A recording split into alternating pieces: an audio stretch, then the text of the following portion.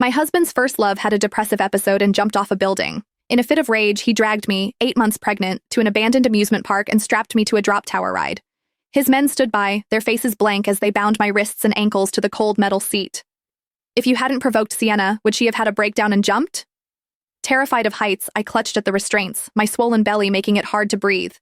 Tears streamed down my face as I admitted my mistake, my voice cracking as I begged him, "Hugh, please, let me go."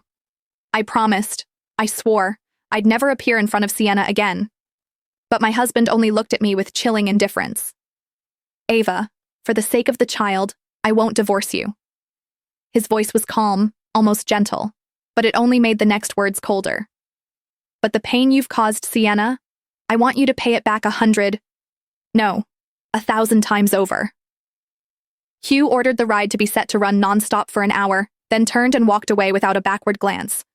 The machinery groaned to life, the seat jerking beneath me as the tower rose higher and higher. I fought against the restraints, screaming until my throat felt raw. Every time the ride plunged, my stomach flipped, the terror so intense I thought I might lose consciousness. Then, on one brutal drop, pain ripped through my body, sharp, hot, and unstoppable. A rush of fluid gushed between my legs, soaking my dress and the seat beneath me.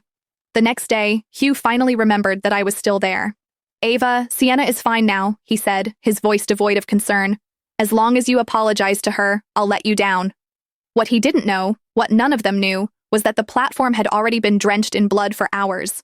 My baby had been torn from my body somewhere between the sky and the earth, reduced to nothing but mangled flesh and silence. Dr. Jason called this morning. That woman is avoiding her prenatal checkups. What trick is she playing to get my attention this time? Hugh frowned, a trace of disgust flashing through his dark eyes. Beside him, Mason, the family butler, turned pale, his voice trembling as he spoke.